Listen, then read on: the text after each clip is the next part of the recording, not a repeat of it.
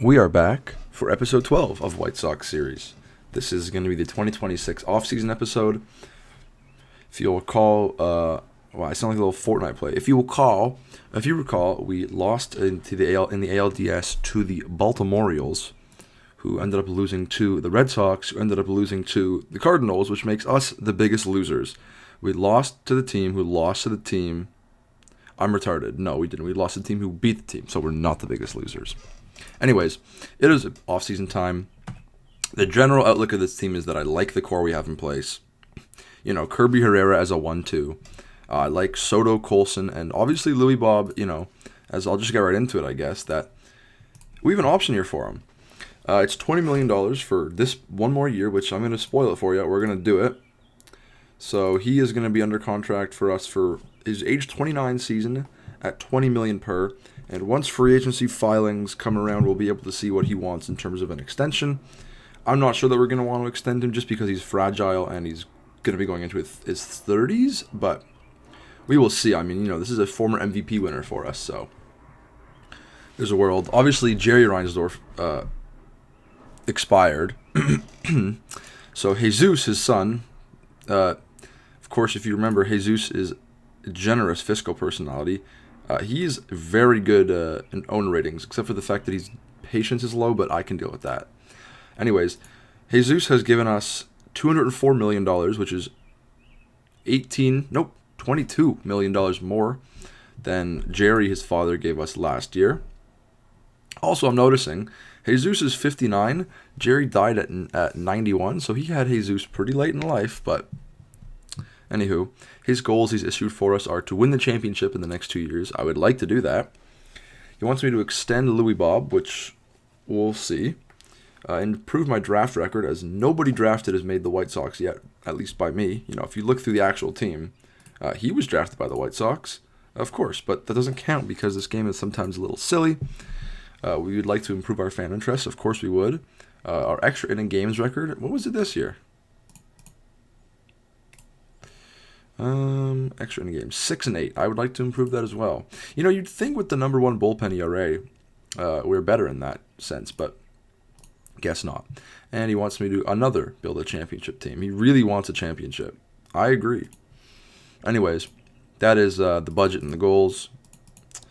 You can see a pretty interesting trade that happened on the first day of the offseason, as Ethan Klaus and Christian Cerda, who I believe we had at one point. Yeah, he was claimed off waivers by us, and then he was flipped for Hunter Owen, who we ended up then flipping for George Kirby. A lot of trading. That's how we do it around here. Anyways, Cerda was traded in a package 4 to bring Lucas Giolito to the Reds, which is a pretty fun acquisition for them. And then we look at our top prospects here. Not ours, the league's. Top 10 is Devin Harris on Pittsburgh, who looks pretty good. Not Samuel Basallo, whose ratings are slipping, that's for sure. But he's still top 10. I would trade him if I was the Rays, by the way.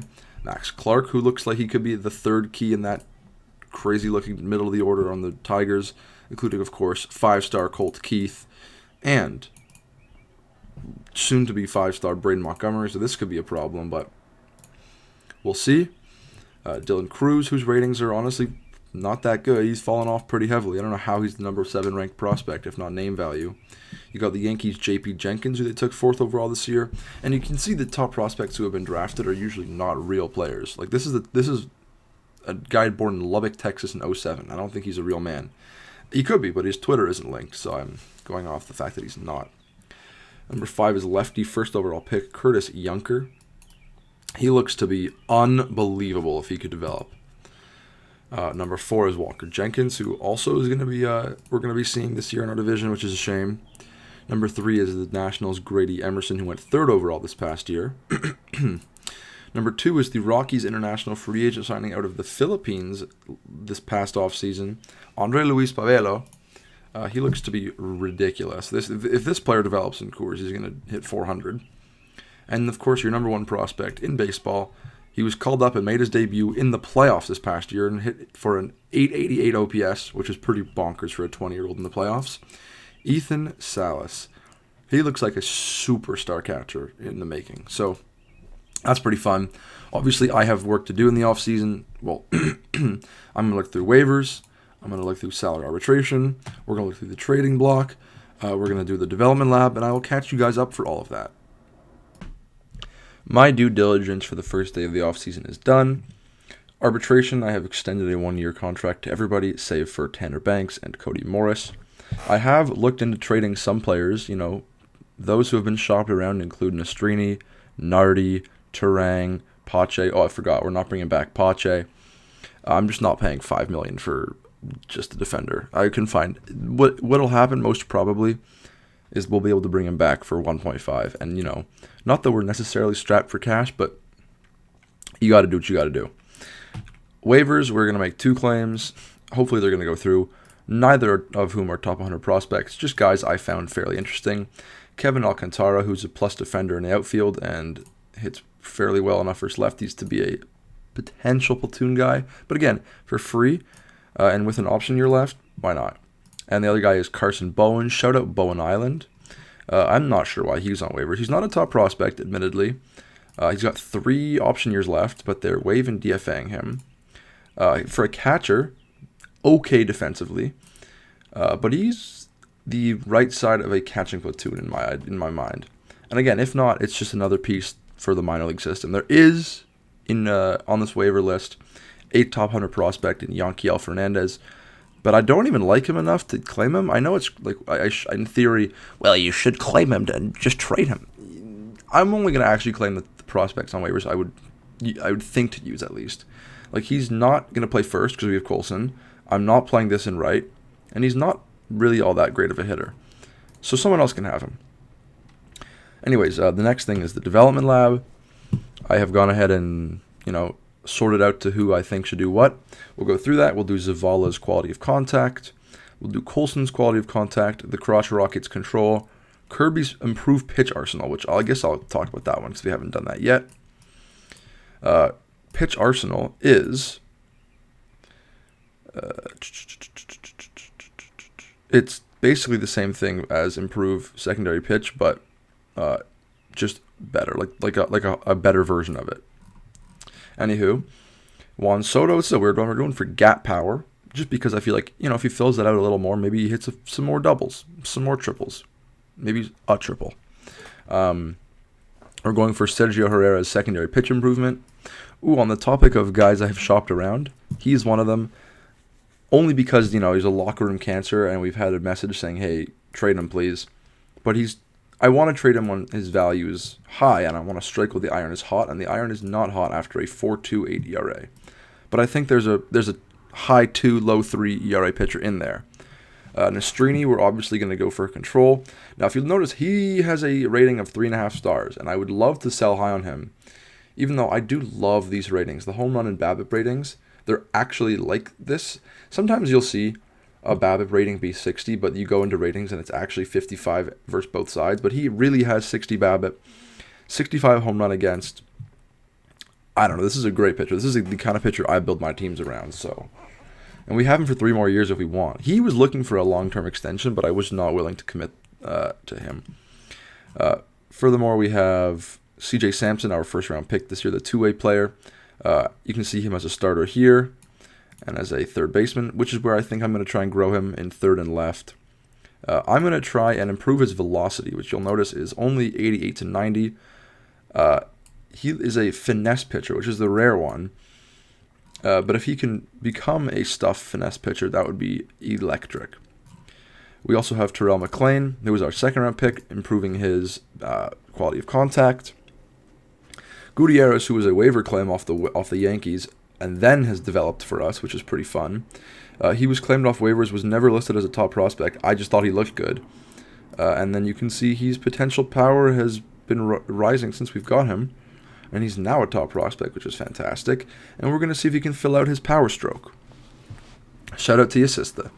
And then we're going to obviously do the Kirby improved pitch arsenal. So that is that. I will see you guys for awards with the recap of fun trades and shite. Only 2 major trades, not even major, but 2 noteworthy trades to go over, and then we'll do the awards. Cal Raleigh goes to Toronto for Mason Fluharty.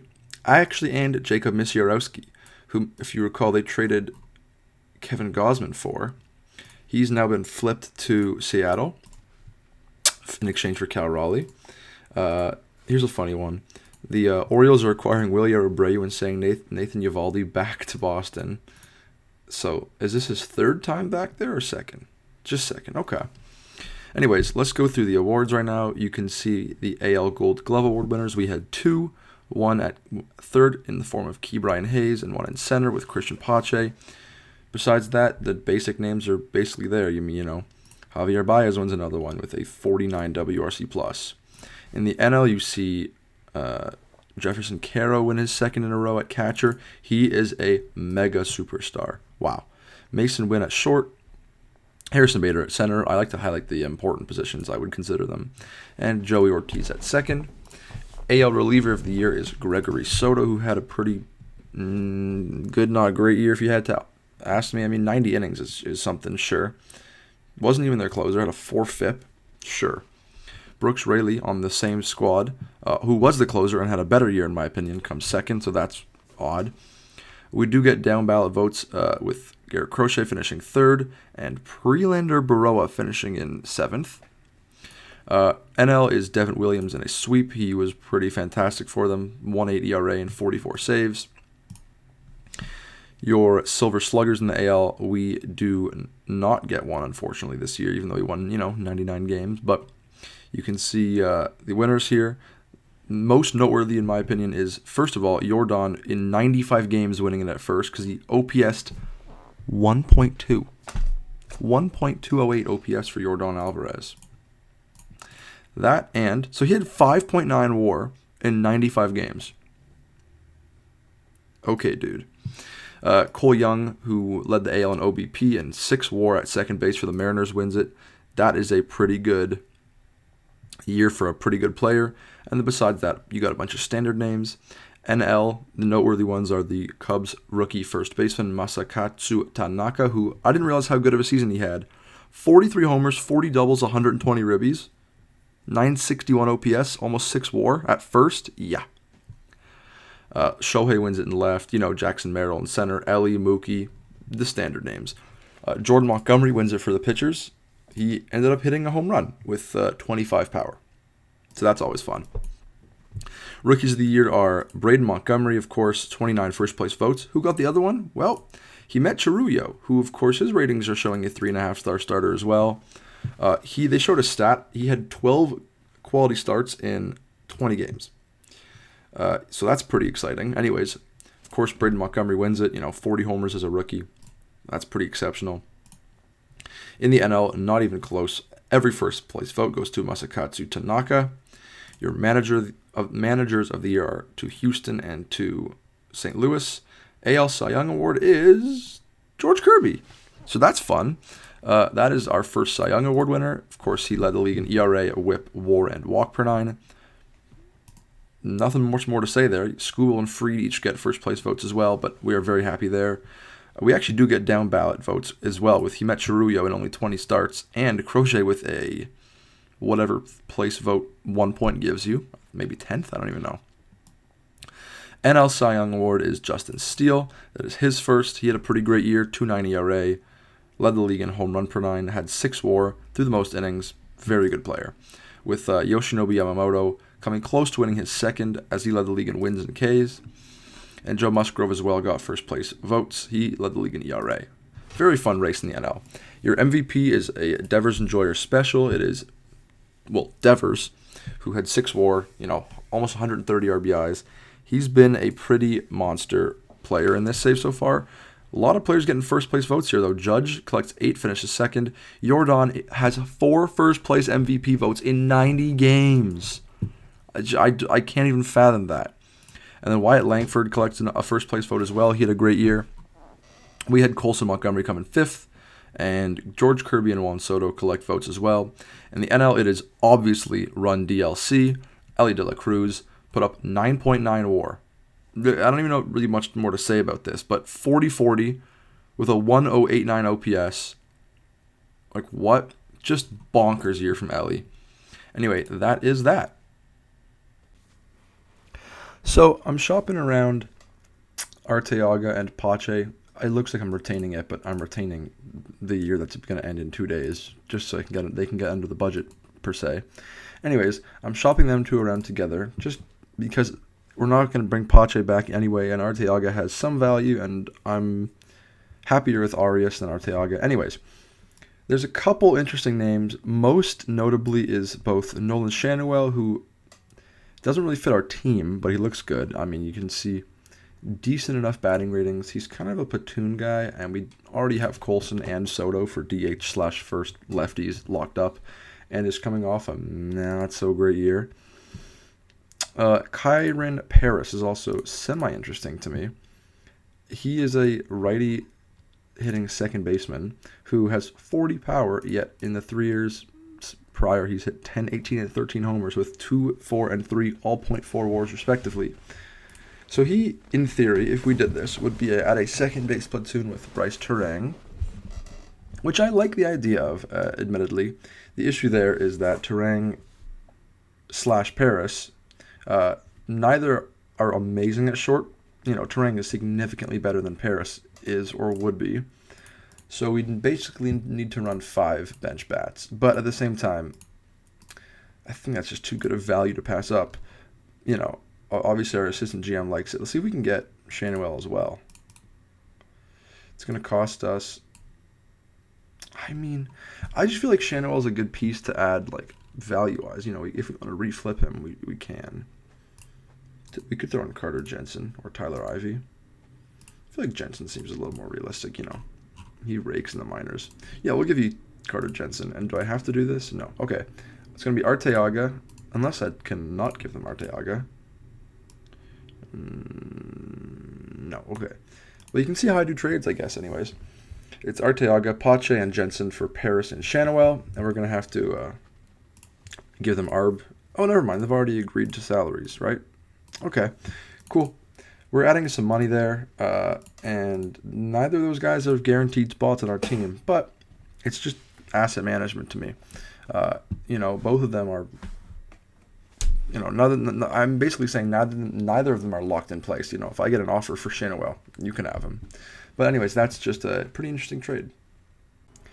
We are here at free agency filings. I haven't really taken a look at, the draft class yet. The free agency class yet. So you can see the names. The fact that it's, quote, headlined by Christian Bethancourt is funny to me. Obviously, Gossman coming off of a Cy Young, then being traded to Milwaukee, is here. Velasquez, Castellanos, Sandy. He looks like he fits our mold of home run against control, ground ball guys. 80 stamina is pretty electric too, but I don't think we have the money for that this year, considering we signed Sergio Herrera last year from international free agents, which, let's take a look here.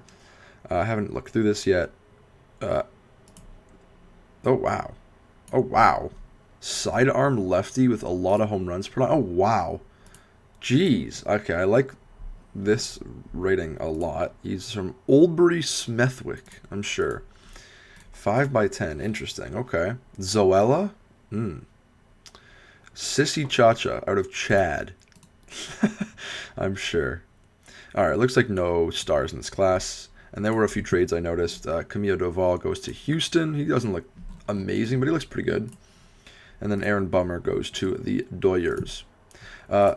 Furthermore, I went and kind of put in place, like I like to do, just the basis.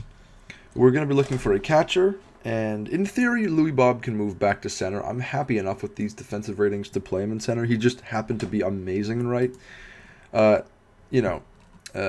But we don't necessarily have that fourth or third, really, even outfielder I'm looking for. It could be Alcantara in a platoon role. It will not be Clase, I don't think. He just isn't good enough defensively, considering he has 85 speed. How do you not have that range? But whatever. Siani put up a negative 1.2 WAR for us last year, and I knew it was happening, and I kind of let it happen just because he was that good defensively and he was a leader, but I'm not going to let it happen again. And then we have Dom Fletcher. None of these guys I really want starting in right or in center. And then you can see what I've done here with Turang and Paris, kind of put them next to each other. But then again, this leaves Shanuel as like a low-key odd man out. If he could play second, that would be lovely. I don't think he's going to be able to improve his defense ratings enough for that, though, unfortunately. Again, so here's the thing we could do then is play Soto in left, Zavala in right, and Shanwell at DH. Which, how would that look? Let's take a look. Soto, I'm stupid. Anyways, it would be here. It would be there. It would look like this. Okay. I just don't like Soto in left. He had -6 zone range. I know it's a relative stat, but still, like, no, this is not good. In only 97 games, I do not want this man playing left field unless he gets another left field improvement. But, anyways, I guess in theory this is what we're looking like for now, which looks good. But I will do my due diligence and I will report back. This is going to be Louis Bob's last year as a White Sox. As a 29-year-old, gonna be 30-year-old by the time he hits free agency with fragile injury proneness, I am simply not giving you a 9/30. What I would do is this with a team player op and a team op at, we'll go 375. There's no way you accept this. It's going to laugh me out of the park. The problem here is that Jesus Reinsdorf wants you to extend Louis Bob. Although we can discuss this and we can upgrade a position in center field, which I'll probably do, admittedly. So this whole discuss thing, by the way, is if there's a goal you're not going to complete, whether it's because you don't want to or it's not going to happen, you can basically random re-roll it in a sense. So look, in case we didn't want to, for whatever reason, if we did not want to bring drafted players on, we could upgrade center field. If we didn't want to improve our fan interest, we could upgrade center field. I'm going to be doing this for the Louis Bob one, I think. We're going to accept this because I'm not going to be extending Louis Bob, respectfully. We're currently ranked number 5. You want me to upgrade that? How? Is that... I should have done it with him as a right fielder because, look, if I did this, now we have the number 29th center fielder. But, no. Anywho, we're not going to be giving him that contract. So, in a sense, should I like to trade him? My gut tells me no. But it's worth seeing what we can get for him. And, so if we needed to just shed the money, which we don't, we could flip him to the Yankees or the Mets. And that's about it. I'm not taking on another long contract. Anywho, I'm not going to trade him, but I don't think we're going to extend him unless his demands come down greatly. So, yeah. Ladies and gentlemen, we have a trade to announce. It is not a major one, as Tyler Ivey we are going to sell extraordinarily high on with his 1.01 ERA+, which I will promise you he's not going to replicate next year in Arizona. We're not going to get a ton back. We're giving up Ivey. Clase, who again was a waiver claim and has not even played a game for us in the majors. He's a playoff pinch runner, and he didn't even get to run because we got fucking smacked around by the Orioles. And this legend, Jared Alvarez Lopez, shout out 2 last names. We're going to be getting Colin White, shout out the Senators. Colin White LHP, not Colin White Ottawa. Anyways, he looks like a decent little prospect. He's a finesse pitcher. If you can add some fastball velo, maybe there's something here, but he's something. We're going to be getting Kate Smith, who is literally just bullpen depth. He looks fine, but all they needed for me to throw in to get him was Jared Alvarez Lopez. And in my opinion, the big piece here is JJ Durazio, who looks fine. He's a pseudo backup catcher. I guess in theory, my plan is because we have Shanwell, I'm really going to focus more on defense from the catcher, and I think we're going to start the year with, I can't remember his name, the guy from the Yankees, Jose Trevino, as our starting catcher. But I feel like Durazio looks like a more than serviceable backup. Anyways, our assistant GM loves this offer. They love this offer. It's offer complete. Yeah, let's do it.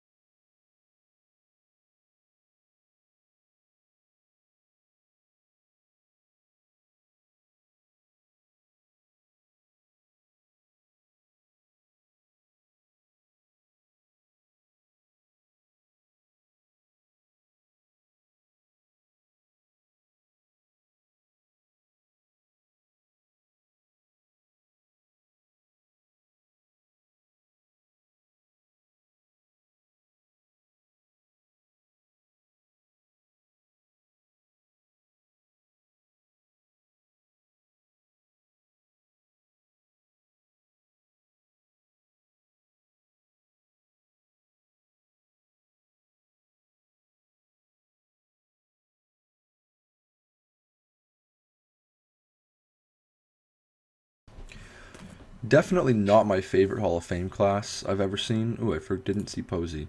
But I'm going to be voting for these 7 players. I don't believe I'm missing anybody of note.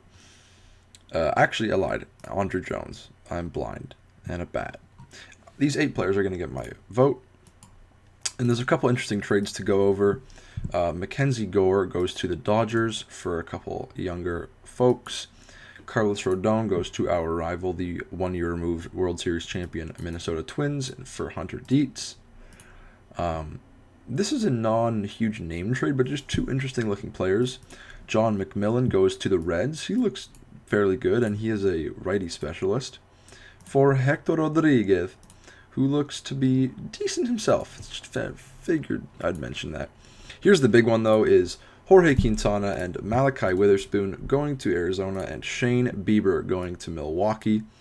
He is going to join a rotation of Bradley Blaylock, who's been really good in this game.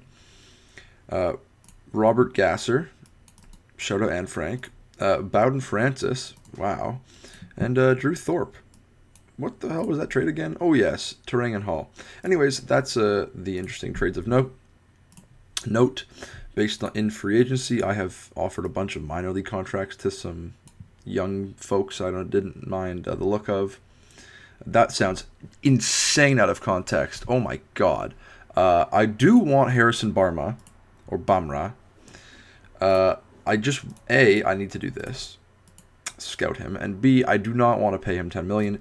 If you recall, last offseason, he met Chiruya, was looking for $10 million off the gates, and then he wasn't signed by preseason, and we gave him a minor league contract, and now we have him for league minimum. So if something similar like to that can happen, that would be fantastic. Also, just based on what I set up with the lineup, this is kind of what I'm looking at for right now for our team. Shannonwell in the cleanup spot. He's going to get on base a lot in the middle of our order I like. And wow, it's windy. I'm sorry if you can hear that wind. So I will stop this now, but that's what we got going on. I don't know if I actually want to do this. A, because I don't think they should be wanting to make this trade. I'm getting a 4.5-star starter, who admittedly is a free agent after the year, and he's 34, for Gabriel Arias. And again, I'll do this just because this is on like a pretty hard trading difficulty. They just do not want him. But weirdly, it's like, I'm not giving you Terang, I'm not giving you Colson, I'm not giving you Herrera or Kirby, but you want Gabriel Arias? I guess they just want him, shout out to bro. I guess they just want him real bad. But it doesn't make sense to me why they'd want to, first of all, why he's on the trading block to begin with. You see Atlanta, okay, why? They're a win-now team. Why? They finished 500 last year. Their roster looks pretty good. He's their ace. Behind him, they just traded for Luis Castillo. 43-year-old ground chuck. That's awesome. I don't really know why they would want to do this. I might explore trying to trade them Arias for something else, maybe a little more realistic. But at the same time, if I can figure out a replacement at short, which is obviously the big issue here, is that he would be leaving a Gabriel Arias-sized hole at shortstop. But if we can fill that hole, I don't see why we wouldn't do this. So I'm going to leave it at that for now. Jerry DeBobo is back and better than ever. We're making 2 trades. We're going to get Jeffrey Springs. Jordan Leisure, who's been here since day one, is going to go. He is just the odd man out in this bullpen. We have so many good pieces, but also, it's a bullpen arm. They're a dime a dozen. Brock Wilken, we're going to be giving up in this trade as well. He's good. I'm a little sad to be giving him up, but he's also a bit of a platooner. He's not that good versus righties, for a first baseman especially. And we're going to be giving up our 3rd-round pick in year 1 in Christian Chatterton. And we're getting pitching prospect Sam Cozart, who looks fine, and Noah Miller, who's going to become our new starting shortstop. He, again, looks fine. No better, no worse than Arias, in my opinion. It's just that the Braves are in love with Arias, as we'll complete that trade now. That's going to be Arias and Julio Pinto for Jeffrey Springs for 1 year at 50% retention. And you want to see what's crazy of how valuable they think Arias is? Look who I can get for him. this is like on those same trade difficulties. Sean Murphy. Oh wait, maybe without Arias. Anyways, Matt Olson. Like what? Brother, I can get Ronald if I really, really, really wanted to. Strider, we can get. This is just because of one Arias man. Anyways, we're gonna take Springs at 50% retention. Couple trades on that day, as there's a couple other trades we'll go over, but that is a couple pretty good moves I'm pretty happy with. Let's do this now. Maximus Martin is why I'm highlighting this, but it's also because Luis Heel has been shipped from the A's to the Padres. You see Josh Spores, notable last thrower of the 2023 World Series, goes to the Angels. Well, here's that big trade of I would just mention. The Braves traded for Luis Castillo and then traded away Jeffrey Springs. So maybe they just wanted to get older. He is better, to be fair, in my opinion, but still. And then here's the big one. You see Mason Miller going to the Cardinals for a prospect package, which includes some names. Anyways, that is our notable acquisitions for the day. Noah Miller, we're going to transform into a shortstop. And Jeffrey Springs is going to slot right into that rotation in the number 3 spot. That's pretty good. I'm pretty happy with what we're doing right now. What we're going to need to find is a righty first baseman who's going to take righty DH reps away from Shanuel because he's not good versus righties. And a backup utility infielder, and then we're probably looking pretty good. See, even without Jordan Leisure, this is how our bullpen is structured as of now, in my opinion, which I'm happy with. And we also still have $17 million if we want to commit more to free agency. Bonjour, nous sommes ici à le meeting de winter, and that's all I got, even though that was probably wrong. Anyways, we're here at the winter meetings. You can see the draft lottery results as the Rockies are going to pick the number 1. Nope, that's not. You can see what I'm trying to say, though. The Rockies are going to have the number 1 pick with Nationals, Royals, Yanks, Pirates, and Rays following. Whoever was the second worst record in ball, which would be the one of the Marlins or Royals. Let's find out who. The Marlins have fallen from 2 out of the top 6. That's a shame. We've got a few trades and signings here. I'm only highlighting this because this player, 3-star Christian Betancourt, got a 3/20.8 with the Angels. Sure. Here's a big trade. Cody Bellinger going from the Marlins to the Phillies. This is like JT Realmuto-esque, although obviously much different, but like Phillies to Marlins trading a big player for some young talent. Texas and Toronto sees Vladdy Jr. going to Texas for Gavin Turley and Yason Morabay. This is not the Vlad you'd want to see him develop into, but also it's closer to the Vlad you see in real life with a 20% better than the league average hitting. That's a good player, but not the highly touted prospect he once was. We could see Edwin Diaz going to the Red Sox here from the Mets for a couple young prospects, 3 in fact. And then signings. Sonny Gray goes to our division rival Royals. That might be an annoying signing. Oh, here's an example. You see how he is 60 of 60 BABIP? Well, he's not. He's 55 versus both sides. I'm not really entirely sure how that equates to a 60 rating, but remember I don't know if you recall, but I had mentioned that Chirurrio, who had 60 BABIP. Oh, look, it went down. He actually was showing 60 and 60 versus both sides, but here it's just 60 versus lefties and only 55 versus righties. But I mentioned that some pitchers are built like this. Other signing, Devin Williams to the Marlins, so they trade away their center fielder and add a closer after being a worse-placed team. Okay. Wow, they're retaining $20 million for 2 more years. Yeesh. Anyways, those are the updates. I'm fairly happy with where the team's at. I don't really know what more we can do, but I will obviously be doing my due diligence, as you know. We are at the Rule 5 draft. There's a few more transactions have occurred. Mitch Keller going to our rival Twins. He's not amazing in this game, but it's worth highlighting. He's getting paid enough to highlight it, and the Pirates are going to retain 80% of it. And they're going to get back Justice DeYoung, who's a bad pitcher and a bad hitter prospect. Denzer Guzman. Okay. Are you fucking kidding me here? I'm sorry for raping your ears, but the Marlins we just discussed, who lost 100 games last year and just traded their starting center fielder only to have Nelson Rada, who actually looks decent, take his spot, signed Devin Williams, and now they just signed, are you kidding me, Danny Jansen?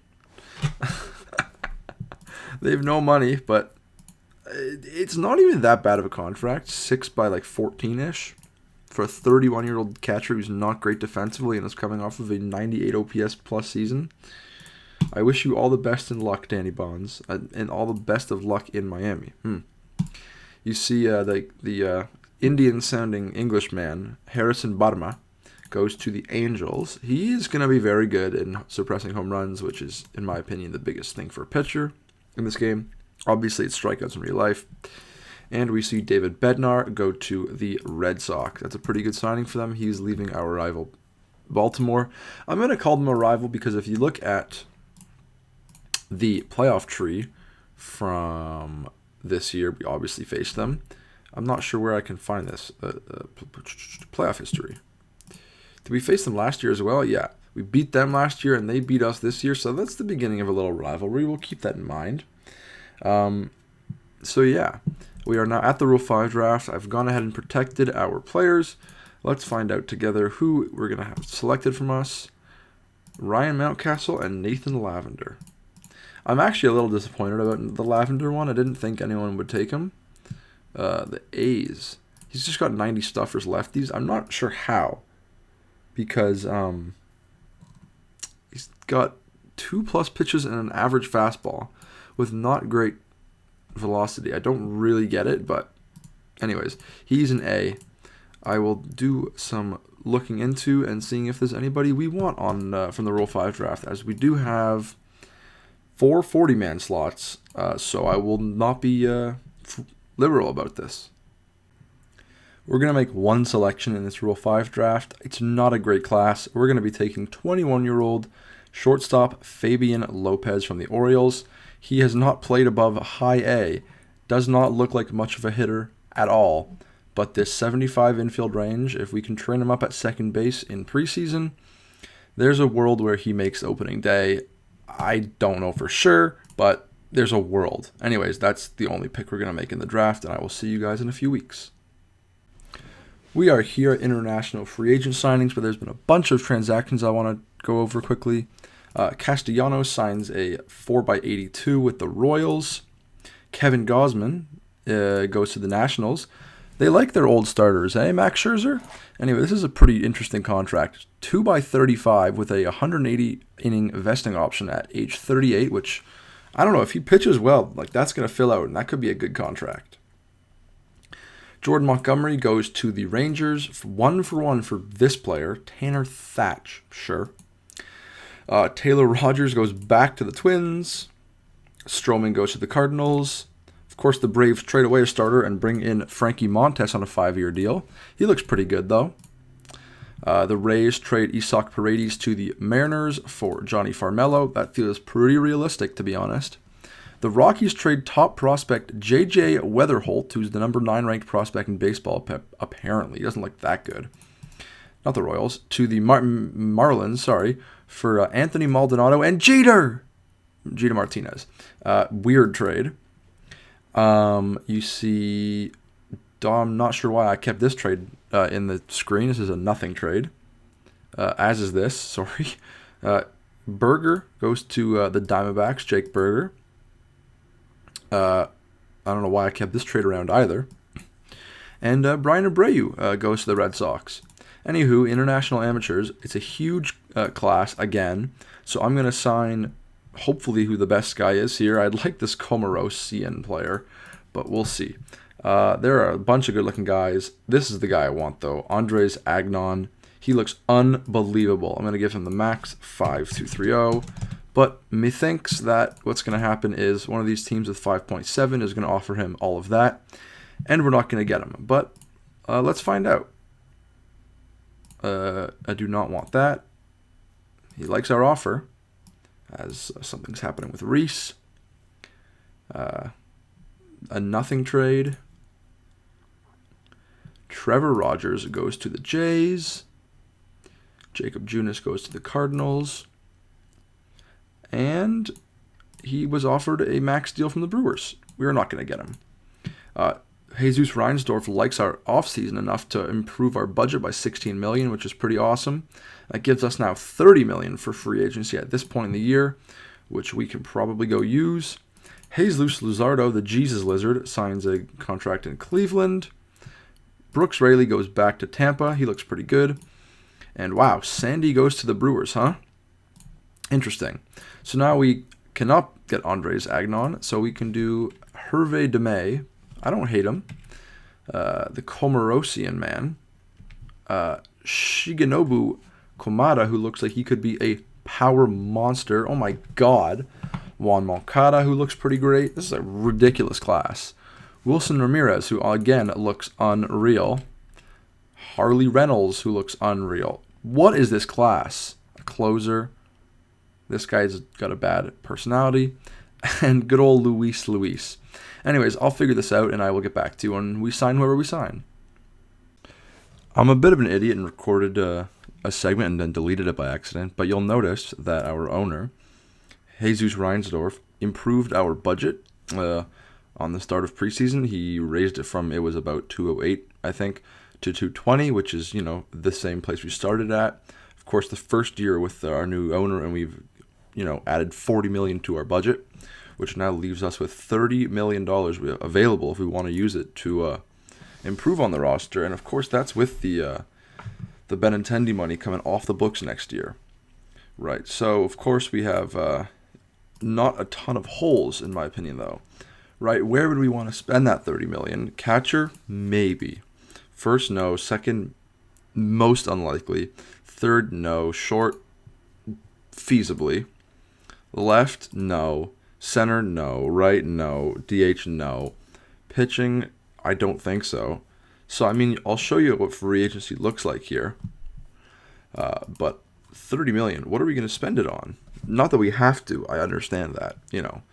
I'm not just going to burn a hole in our pocket just to do so. But, there are no great players here left. And on the trading block, there are nothing amazing. Sure, we could go out and get Tyler Glasnow, I'm sure. Trade for player. It would cost us something, though. But what I'm trying to say is I don't feel the utmost need to go spend this money. It's going to be fine if we have some extra cash for him for next year. You'll see, the fact that this is in the green, the owner's going to like that. So that's where we are with that. Let's see the Hall of Fame results. CC, Andre Jones, and A-Rod all get in. That's pretty awesome. No one else was above 40%. What on earth? That's a very peculiar disparity of voting. Anyways, Jojo Romero goes to Philly. So does Keegan Aiken. Tristan McKenzie went to Colorado. That's a decent signing. I actually don't hate that contract at all for what he is. Kimbrough goes to San Fran. Ryan Presley goes to the Yankees. Caleb Tealbar goes to the Angels. Gregory Soto to the Phillies. Wow. And then Hall of Famers. I have offered a contract to Shigenobu Kodama, there you go, who, if he fills out to 90 power, that would be bonkers. He won't. And we get him. That's big. Now you can see in our organization, we have 3 big international free agent signings. We're hoping at least one of them can be an impact player in the next 4 or 5 years. Zach Grumons, whose ratings are going down, as they all do it, almost all of these international players' ratings are going to go down in some capacity. He does not even look ready for the Arizona Complex League, which is not great. Duilio Serrano, his ratings are actually improving a little bit. His current stuff, I noticed, went up to 35, which would, in my opinion, make him almost ready for rookie ball, but he's also only 17. And then, of course, joined by Shigenobu Kodama. And I'm also a fan of Jesus Guevara, who we have as a scouting discovery. Anywho, that is that update, and I will probably see you guys next for the start of spring training. Well, you're going to see me before spring training because we made a signing in the form of Tommy Edman. He is going to get paid $2.5 million for 1 year. He's expecting to be in the starting lineup. I'm going to spoil it for you. You're not going to be. He's going to be basically a fourth infielder, kind of utility man, but good enough batter and good enough all around defensively that I'm comfortable playing him, especially considering he's a spark plug who's good defensively. He's not going to be great at third without that arm, but he could play it in a pinch. He's a good base runner. He can bunt. I don't know. He just feels like a good enough player. 2.5 stars. This is a fine player. I'm happy to pay him for a year. He's probably going to take the spot of Fabian Lopez, who, barring an injury to Noah Miller in spring training, will not make the opening day roster with us. Anyways, as Orion Kirkring's album tops the charts. Okay, dude. This game sometimes. Anyways, that's a interesting move, I guess. We're at the second day of spring training, which is when you hear back from the development lab. There's some good news here, but if you look just below that, this is some not good news. Chirullo tore a flexor tendon in his elbow in the spring training debut. So he is out for the year, and most probably part of next year too, and he's already 32. It's not a good thing that just happened to us, but we're going to go through the development lab results. Nothing for George Kirby, nothing for Anthony Gutierrez, which is a shame. I was hoping he would fill out some of that power, but it went down. Okay, fuck you. We'll go from the bottom. Fine. Jesus Christ, this game sometimes. Samuel Zavala's quality of contact. This sounds good. He's extremely pleased. You can see his swings are looking more fluid. His current contact is clearly improved, but the adjustments have unlocked more of his body. So his potential contact has improved as well, and you can see that. He looks very good. His avoid Ks went up, his BABIP went up. Ooh, Samuel Zavala. I like what I see there from you, kiddo. Apparently Colson Montgomery contact potential went up, and that's nice. We'll see if you can fill that out. Garrett Crochet's control has not changed. I don't know why he's being listed as a starter here, but okay. Juan Soto's gap power did not go up. Oh, no. Sergio Herrera went to work on his splitter, but he struggled mightily, and he's going to have more injury proneness or something. Even though he's durable, his stuff went down. His splitter got worse, it seems. Maybe not. He still looks pretty good to me, admittedly. The cops are after me because they're not happy with how that went either. There's still a world where he's traded, whether this season or next season, or I don't know. I kind of want to get out from under that contract if he's going to be injury prone. Anyways, though, I don't know why I'm looking through there. Besides that, Nastrini, McLaurin, and Sampson all had no improvement. So now we will do our second wave of development labbing, and that is going to be defense. We're going to see Zavala do defense, Colson do defense, Shanuel do defense, DeRazio do, not bunting drills, if you can believe it. DeRazio do defense, Noah Miller do some defense. Don't care there. Let's get on Soto into the defensive lab. Let's get... I'm not sure who else. I'll figure this out. Actually, you know what? You guys can sit here and watch me do this. Ha ha ha. CJ Sampson's ratings went down. That's not fun. Ooh, that's really not fun. We'll do his third base defense. We'll do Carson Bowen's catcher. And then who else do we want to improve their defense? Let's find out. I don't think Ke'Bryan can. Maybe Terang can get even better. So yeah, we'll do... Oh, there's one more. And then we'll do...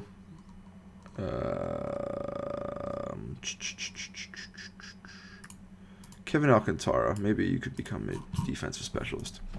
Anyways, I will go through the lineups and I will set our players to who we want to improve at other positions like I did last year. And I will see you guys at opening day. We are here the day before opening day. Spring training overall was not great. We didn't play well. I trained up some players at different positions, including Ke'Bryan at short, which I learned he could be a 65 grade shortstop, although I would not prefer to play him there considering he only has 45 turnable plays, which is not great. Noah Miller we trained at third. that other shortstop, I forget his name, I released back to the Orioles, and I could not figure out a way to trade back for him, unfortunately. Besides that, it's about normal. No one else has learned any new positions, but this is how I'm going to set up the lineups versus DHs. I will do the non-DH ones in a second, but we're going to go with this as our lineup here. Soto, Montgomery, Louis Bob, Shane Noel, Ke'Bryan Hayes, Zavala, although he probably moves up the lineup later in the year, but I'm going to start him in the 6th hole. Noah Miller at 7th, Trevino 8, and Terang as a pseudo leadoff hitter at 9. Versus lefties, a lot of platooning this year. Edman comes in, Wesley Clark comes in, and JJ DeRazio comes in. He actually hits pretty great versus lefties, so he hits 6th here.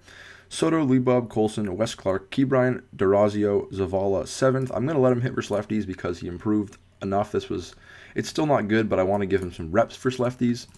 We're going to go Noah Miller, and Tommy Edman's going to come into play for Bryce Terang. He hits lefties pretty well, and I'm, again, using him as a pseudo leadoff hitter. And then defensive subs, it's Siani for Soto versus both sides. Terang when Edman comes in. Not that Edman's a bad second baseman, but Terang's a great second baseman. And Trevino versus both sides as well. Pitching-wise, we're going Kirby, Springs, Herrera, and Estrini. And Kyle Hurt's going to make the rotation again. As a 5-starter, this looks good enough to me. I looked at Crochet as a starter again because of the home run against and the BABIP. The BABIP went up, I believe. And he is a 4-star starter. Which, if someone goes down, I think it's pretty good odds that I move Crochet into the rotation if I can find another reliever. But again, he's just so good as a stopper for us that I want to use him there. I honestly think I'd rather have a, bullpen that can close out a game for the first 3 great starters we have than a 4th or 5th starter. Not that I view Crochet as a 4-starter, but I'd rather have 3 starters and an elite bullpen than 4 good starters, personally. The rest of the bullpen, we're going to go Prelander at stopper. What a career arc, but he just looks very good versus righties, and lefties he's good enough, I think.